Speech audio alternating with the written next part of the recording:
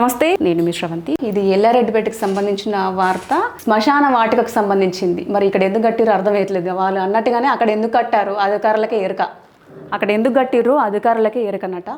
మరి ఇది ఎల్లారెడ్డిపేట మండలం రాగట్లపల్లి శివారులో వాగుని ఆనుకొని 12,50,000తో వైకుంఠ ధామాన్ని నిర్మించారు. భారీ వరదల కారణంగా వినియోగంలోకి రాకముందుకే నిర్మాణాలు ధ్వంసమయ్యాయి.